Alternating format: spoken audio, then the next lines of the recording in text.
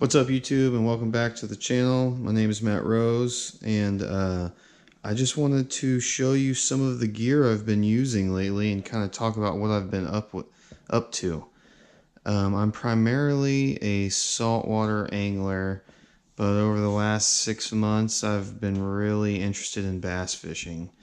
So I ended up buying a kayak, but with the holidays and the weather being so back and forth, I haven't even put it in the water yet. I'll make a video of my maiden voyage. It's not my first kayak. I used to kayak years ago.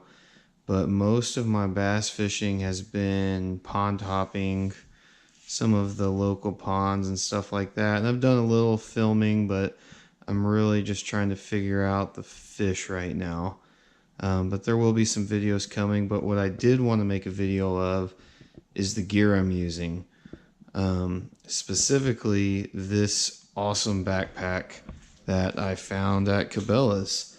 It holds so much stuff. I am the type of person who uses way too much stuff and brings way too much stuff anyway. But I'm gonna set these rods aside and we'll talk about them in a second. But I just wanted to do a quick walkthrough of the backpack. You know, I have some braid scissors and a cheap, it has a scale, but I mostly use it for the measuring stick. I don't even remember where I got that. I think I was a kid when I got that. Another out pocket. Just have some pliers. I have a knife. A lot of times I'll stick a fish grip in there. There's also a sling pack, or like a smaller pack that can attach to this that I have not purchased yet, but I likely will be. Super padded and comfortable. It's got a felt lined, or what, I guess that's felt sunglass holder right there. Super padded straps, padded back. I don't have anything in this pouch. Right here though, I have some line, some spare 10-pound tests, and then I have 8-pound, 10-pound, and 17-pound fluorocarbon for leader material. Just cheap fluorocarbon. I think it's that Berkeley Vanish or whatever it's called. Other cool part about this, if you look right here, you can put a rod through here, the rod butt section, run it up here, and clip the actual rod itself right here, so you can carry a rod vertical while you're walking or hiking or whatever. You know, just watch out for trees and stuff like that. It came with 3 trays that I'm using right now. I haven't replaced them. They've been working fine. So, got all my different hooks. You know, I don't know why I like fishing shaky head. It's fun. So I got a bunch of different shaky head stuff, some swim bait hooks, some finesse hooks, worm hooks, drop shot, Ned rig, some little bitty jig heads, 1/8 ounce jig heads or 1/16 ounce, I can't remember, trailer hooks, and I also have a few jigs, and I think these are chatterbaits in here. I don't know how to jig fish. I'm trying to make myself use them more, but so that's all the jigs I carry. And then the second box is just kind of a random assortment of stuff again. This works for me. Other people probably do it differently.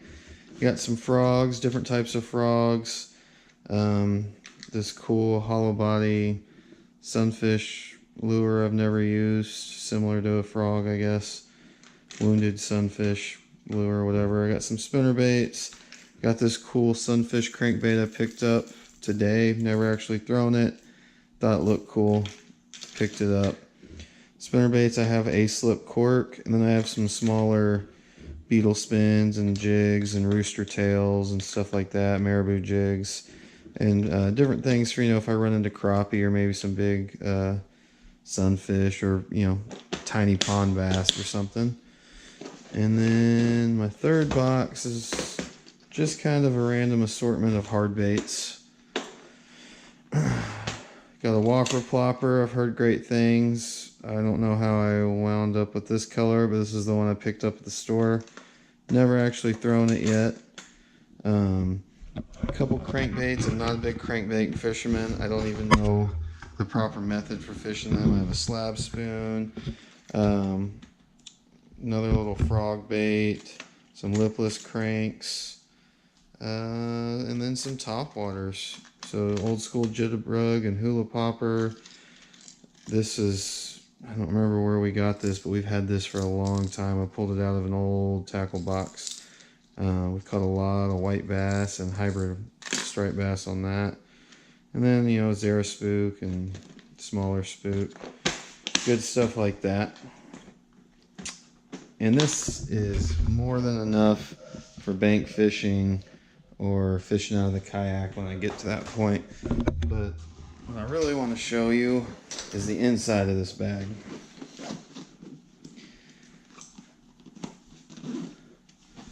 So I am kind of gone crazy on the soft plastics. So I've tried to divide them up just so I can find them easier. So I have some finesse baits and, you know, small, I call light tackle baits. I have some tiny flukes. I have some curl tail grubs in here. Drop shot worms, I think, are in here. Finesse worms, different stuff like that. Another bag I use quite often is the shaky head and trick worm bag. Again, I don't know what it is about shaky head worm fishing, but I really like it. So that's shaky head worms, trick worms, this original Zoom worm, I threw it in there. Other bag is the creature bag, crawls. So I got some, you know, brush hogs. I think there's some lizards in there, crawls, river bug type baits. Just an assortment of whatever I saw and thought looked good to fish with. And lastly, I have swim baits. I even have a chatterbait, a swim bait version of the chatterbait in here. But some of the Rage Tails baits, I really like those. I have some KVD Perfect Plastics. I have this giant Shadowlicious I've never used. And these are kind of the swim baits I like. I don't use them too often. A lot of times I'll put one of the Strike King Rage Swimmers or whatever they are on the back of a chatterbait or something like that. And though I did catch a bass the other day on just the swim bait, and I'm going to try and start using that tactic a little more because it's the only bite I got in like 4 hours of fishing the other day. So obviously there's some merit to it. This bag's just random worms with Senko style baits. There's some old school sluggos in here that I found in an old tackle box. Let's pull these out for a second because these are old. Bear with me. Check these guys out. I don't know how old these things are, but they're in a tackle box in the garage that looked like it hadn't been opened since I was a little kid. I remember when I was growing up, my dad and my grandfather fished with these all the time. So these are in here. I fully plan on using them. They're kind of old and gross, but they look like they've held up okay. So why not use them? And then my last bag of baits, which also this bag has a hydration bladder holder, but I kind of use it for something else. My last bag of baits is the Gulp and the Stink, as you can see right there. So any sort of liquid soaked stinky baits. I love these 3-inch Gulp minnows on a 1/8 or 16th ounce little jig head for pond fishing. They'll kind of catch anything that's out there, you know, be it bigger sunfish, bass, catfish. You know, I think I caught a turtle on one of these, unfortunately, one time. And they got various colors, but they do stink. The bags don't seal at all for whatever reason. Gulp's bags never seal. So I'm just trying to keep them separated into this back pouch to keep the backpack clean. I might actually put these in another gallon Ziploc bag just to help keep the stink out of my stuff. So this is what's all worked for me. I know other people bass fish differently. If you have some suggestions on somebody who's not very good at bass fishing or new to bass fishing like myself, I'd love to hear them. But I'm going to set all this aside for now, and I wanted to talk about the rods I've been using.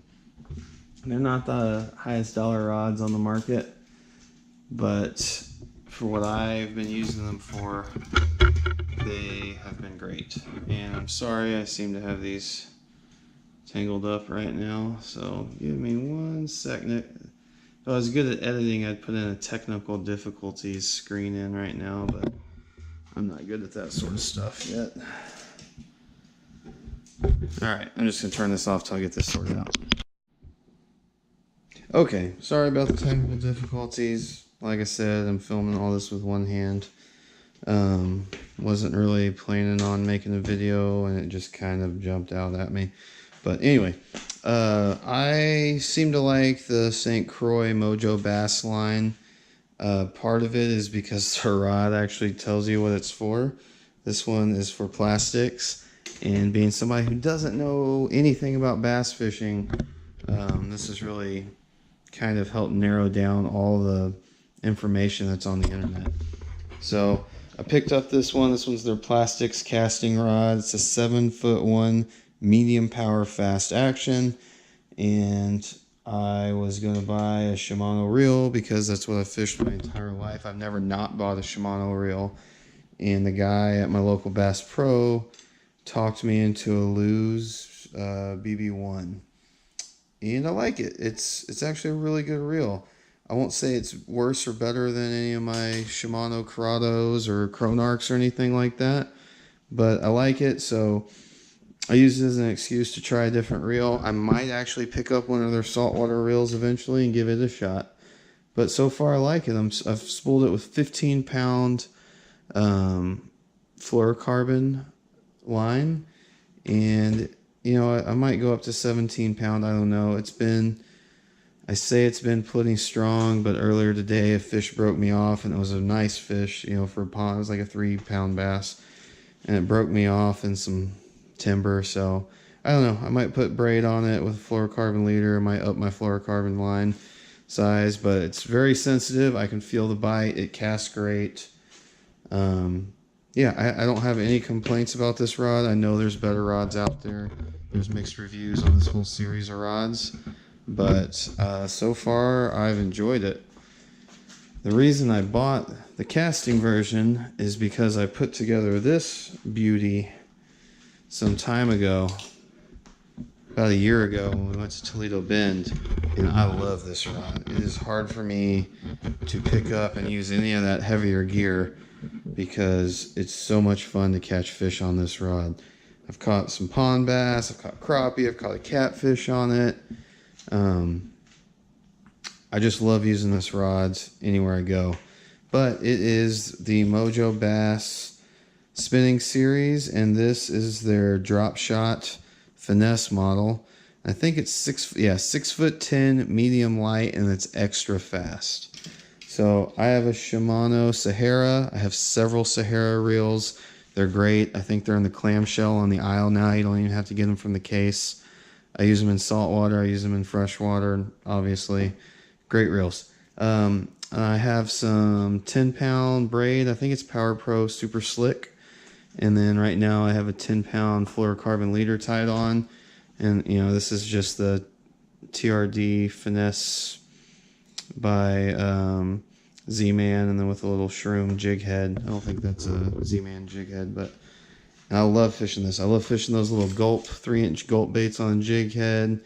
I love drop shotting with this, you know, wacky rigging a Senko, anything. Love this rod.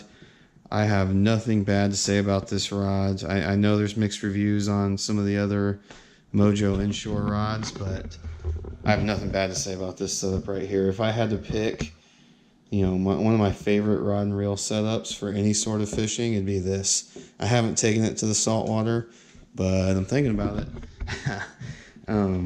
It's so light, it's so sensitive. I mean, you can feel every little bite and bump. Highly recommend it if you're just looking for a pond rod or something to throw little baits. I can't say anything bad about it. I've probably overloaded it with weight and fished it before, you know, on a Texas rig because I was too lazy to go get another rod out of the car or something. And it's a great rod. So anyway, that's what I've been using to bass fish. which is something that's new to me. I love the Cabela's backpack. Like both these rods. You know, the backpack's something I can just put in the back of my kayak as well. So this works for me. I know other people do it differently, and I'm always open to ideas and suggestions. So whoever sees this, I appreciate you watching it. Please, like, subscribe, leave me a comment. I'll try to answer every comment I get. And stay tuned to the channel for some actual fishing videos. So until next time, YouTube, I will talk to you later.